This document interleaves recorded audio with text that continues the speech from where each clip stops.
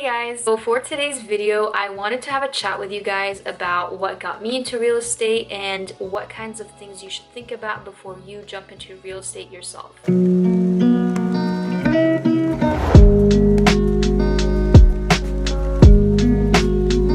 So for me, I was actually living overseas at the time. I was in Oman. I was looking for a summer job. I had no intention of staying there long term. So I applied, and one of the jobs that I got was to show houses for this luxury apartment complex. That job was my very first experience in real estate. I was there for about 2 months. End of that term, my supervisor at the time was saying like, hey, we're actually looking for a full-time agent. If you're interested, we'd definitely love to have you on our team. Obviously, that wouldn't work out for me because I had no intention of staying there long term, so I ended up leaving. When I got back to the States, I really wanted to get into real estate. Part of what got me into real estate was the fact that I'm very interested in investing. There's some statistic about like how 90% of like billionaires made their money from real estate. It's a major component of building long-term wealth. When you own properties, even if they're not necessarily investment properties, if you just own a property, it appreciates over time for the most part. It can provide you with income. When you have real estate, you have so much power in terms of what you do with it and how you use it, and you can really generate income from it. Like, it doesn't matter if it's a piece of land, doesn't matter if it's commercial real estate, doesn't matter what kind of space you have, there's always a way to make money from it. For me at the time, I was just thinking like traditional real estate, like I own a house, and whether I live in it or I rent it out, at the end of the day, I'm building wealth over the long term. I'm not wasting it and burning money on rent. That's a big reason of why I was so interested in real estate.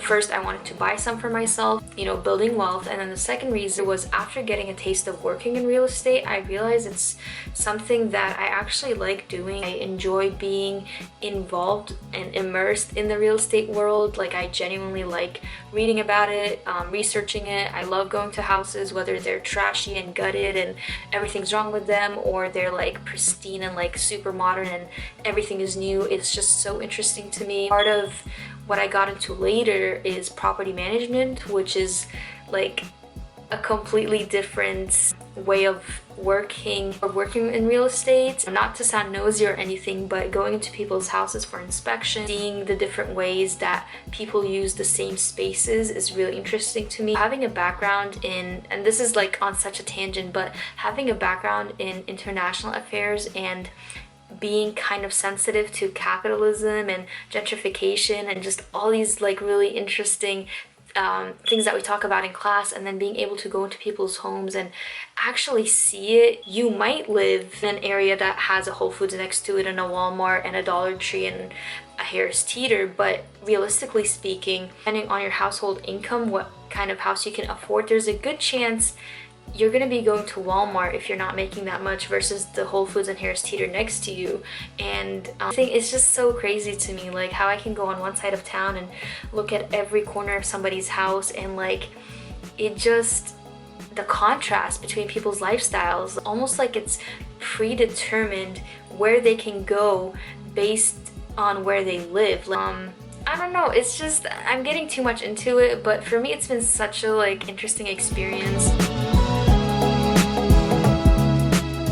US, it's fairly easy. You just have to get a certain amount of credit hours. After that, you take a class exam, you take a national and state exam, and then after that, you're pretty much licensed, and you just have to maintain your credit hours. Learning how to be an agent happens on the job. It doesn't really happen in the classroom. Think about like what kind of goals you want. Like, what are you trying to achieve? Are you just trying to be an agent that sells and buys real estate? Are you more into like the rental market? Are you thinking about property management? Are you maybe just somebody who wants to invest? You might not even need your license in that case. So yeah, there's a lot to think about there. For me, it was a variety of those reasons, so I was very compelled to get my license. There is some money associated with getting your license, with being part of associations, with getting access to the MLS and lockboxes and all of that. So it's definitely worthwhile to make sure that you want to take this step instead of just taking it and then later realizing after you spent all that time and all that money and being like, oh, actually, I don't even really need my license. I know that oftentimes our job gets advertised as this like glamorous job where you go see beautiful properties and you're in control of your schedule and you make a lot of money. The reality is it's actually super hard to get your clients rolling in. It requires a lot of networking. It does take time to build that, so don't expect money right away. Also, it's not as glamorous as you think. Not all properties are, you know, million-dollar homes. If anything, million-dollar homes constitute the minority of property. You gotta be realistic with this. The area that you live in, I mean, is it feasible for you to expect this kind of lifestyle? What are the homes like? You might be working with some really stingy or difficult sellers and buyers, and you know, a lot of these properties are not in ideal condition.